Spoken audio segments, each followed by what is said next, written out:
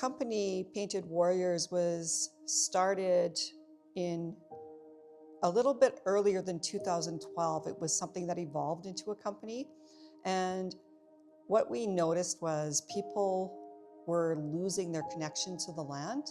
And you know, whether you're Indigenous or not, all of us at one point in our lives had a hunter or gatherer who was very connected to the land. And we thought it was really important to preserve these skills. That's where the name Painted Warriors arrived from. It was putting all those together to become a warrior, because lots of times people think a warrior is just somebody who goes to battle and that's all. But actually in our culture, a warrior is somebody that is a provider, a leader, a mentor, is a good husband, is a good gatherer, as well as a hunter and a good horseman. And somebody's just all around handy at all those things. And to me, that is the Painted Warrior. All of the programs that we offer to visitors on Painted Warriors are all kind of based on land-based traditional knowledge. We do everything from wildlife identification, looking at animal tracks. We do things with horses, and we also do archery programs. In our area, we have a lot of wildlife. We have foxes and coyotes and wolves. We have black bears, grizzly bears, white-tailed deer, mule deer, elk. So when you go out on the land, you might see any one of those things, or the tracks and the signs of them, which is really cool. All of our programs too are very immersive. We want people to get right into it. And most of the time they're leaving with either a new way of looking at things, a reconnection, or a skill that could actually save their life somewhere, someday. So incorporating traditional knowledge with what we have in modern day equipment, for example, I think probably the best way to talk about this is if we talk about archery. So with archery, we use a Genesis bow, which traditionally our ancestors would not have used, but it still gives people a feel of what it would be like to hunt with a bow. Because using a traditional bow might be a little bit harder to teach people with. So to us, it was really important to be able to bring something that everybody could shoot, even right down from a 6-year-old to somebody older. So the teachings stay the same, the knowledge that you gain. It's just that sometimes we have to use equipment that's going to work better for visitors. The bows we use here, they fit everybody, so they can adjust to kids and adults.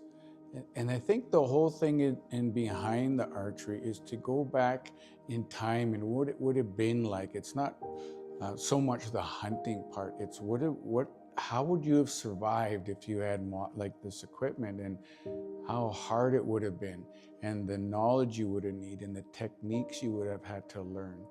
And that's the real main goal, is to put people there. And for the background of it, Tracey and I, we were on Team Canada, and we traveled around shooting archery and 3D targets, and now it's kind of our turn to give back and expose that to our visitors that want to come and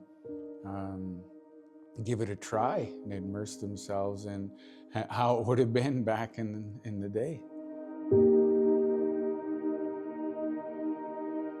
All of our activities are land-based. And I think one of the nice things about coming to Painted Warriors is you have this opportunity to kind of step away from the modern world, to get out of technology and kind of put yourself right back into the natural world.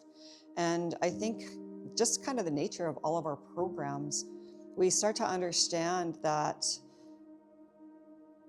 the knowledge that we used to have kind of came from that connection we had to the land.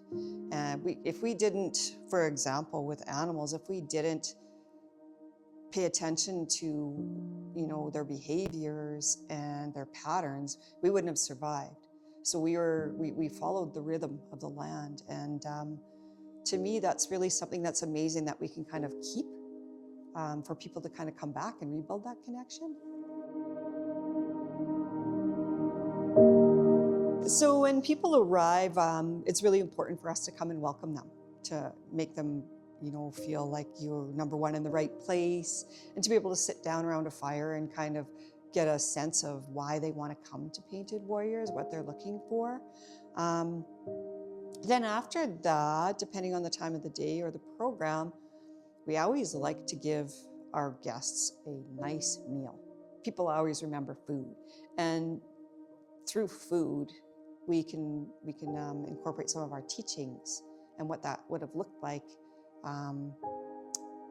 in terms of gathering berries or things from the land. After we have had a nice meal, then guests have an opportunity to sit by the fire and just chill for a little bit. And after a cozy sleep in one of our cabins, the next morning we'll have a nice hot breakfast with a really good cup of coffee. To me, that's the most important way to start your day. That coffee's got to be good. So that's one thing I always want to guarantee is your coffee's going to be good and hot in the morning. So when our guests leave, I want them to feel changed. I want them to feel changed on the inside, and then remember the time to slow down and listen and smell and use our other 6 senses. And I think if we have our guests leaving with that to me was a job well done, because it opens up their senses again, and it slows them down to get right into nature. Instead of walking through nature, they're in nature.